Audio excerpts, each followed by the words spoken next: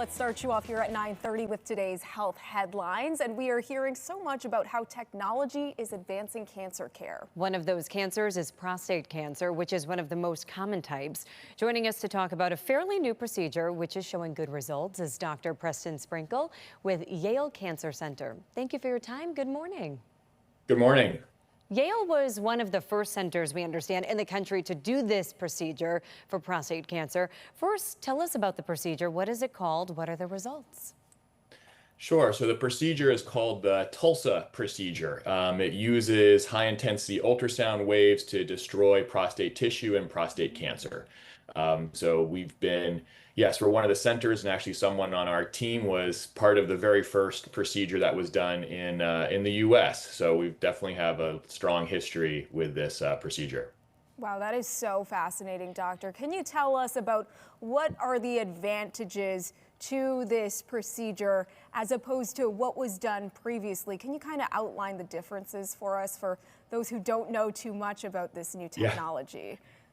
Yeah, so this is a minimally invasive procedure. So there's several benefits, but one of them is that this is a kind of one-day outpatient procedure. We're able to treat the entire prostate and people can go home the same day, which is very different than surgery, where you can be in the hospital overnight, or radiation treatments, which could take several days.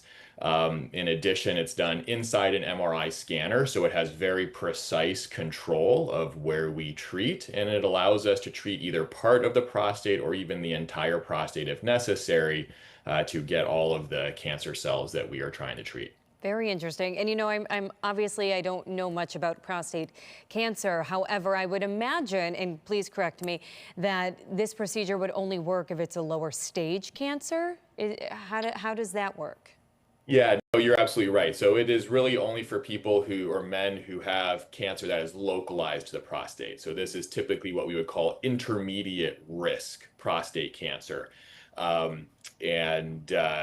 Yes, absolutely. It is for only a select. It is not for every person with prostate cancer. Okay, yeah, that's definitely an important note. I'm just curious, doctor, this to me is so fascinating, the fact that we have this technology today, but I can imagine this was years, if not decades in the making when it comes to research. Can you tell us how meaningful it is to have this option to treat prostate cancer today?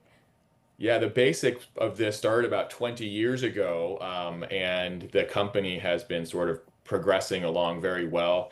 This is actually one of the very first clinical trials comparing radical procedures like surgery to an ablation therapy. So this trial actually completed its accrual. So everyone that was needed to get enrolled was enrolled last year, and we're starting to see the results of that. So it definitely has been a long time in coming, and we're very excited about those results. So far, they're very early and just predominantly are looking at side effects, which demonstrate that this ablation procedure with the Tulsa procedure has fewer side effects than surgery. So lower rates of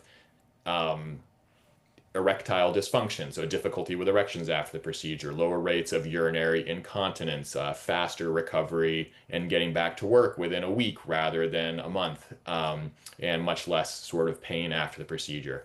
So it has been definitely a technological stepwise approach, and improvement over time. Very interesting. Technology and medicine have come a long way. Thank you so much for your time. Thanks. You bet. Thank you.